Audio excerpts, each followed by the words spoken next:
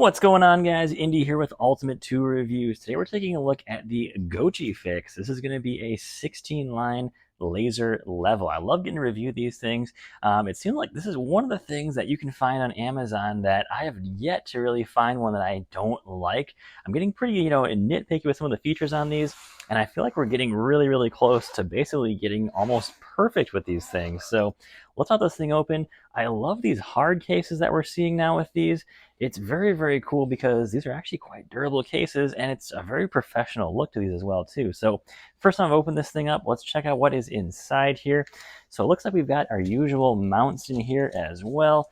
This one actually has quite a bit more mounting options. Ooh, check this out. We actually have a 3-leg kind of spikes here, so you can set this on something like maybe a piece of wood or something. Give yourself a nice stable platform. That is pretty cool. I have yet to see that with any other brand here. Check this out. We have our batteries. Looks like a pretty standard 2-cell, 4-cell battery here. We're claiming 3.7 volts at 5.2 amp hours, giving us just under 20 watt hours there. So that is pretty cool. Only got one battery, but at least it is labeled with the company name on there, so that is nice. Let's see what else we've got in here. A couple other mounting options. We got our USB charging here. Got 2 charging cables, and we do have a power brick. Yes, that is always nice to have. You don't always carry these with you, so it is nice to have one of these in the bag here. That is awesome to see.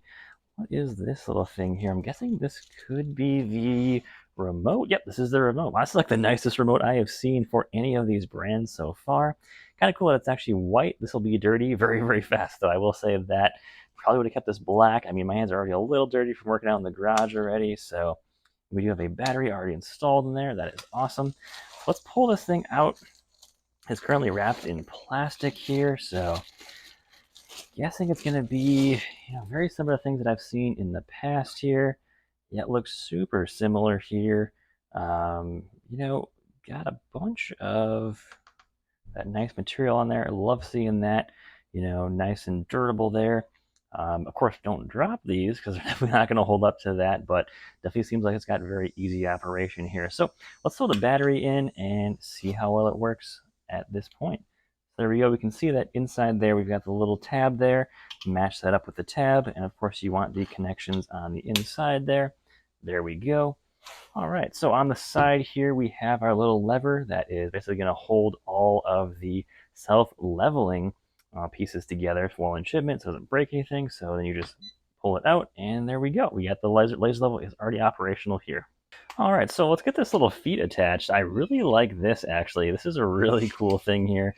I've not seen that before, but man, I love that. That's actually pretty stable too. So that is nice. All right, let's get this thing going here. And that's telling us that we're not level here. So we need to adjust level with the feet. Let's do that now. All right, there we go. I got level with the feet here pretty easily.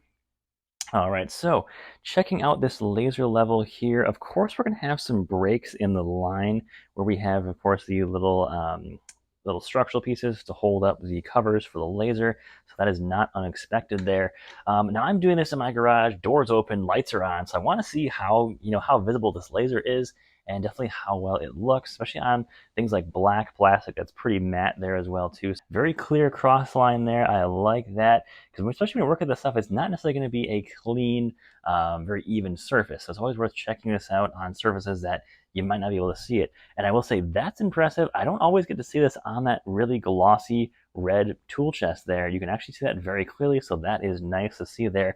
Easily one of the brightest ones that I have tested to date. If you check out my hand there, that is pretty bright, actually. I'd like to compare this one against a few others.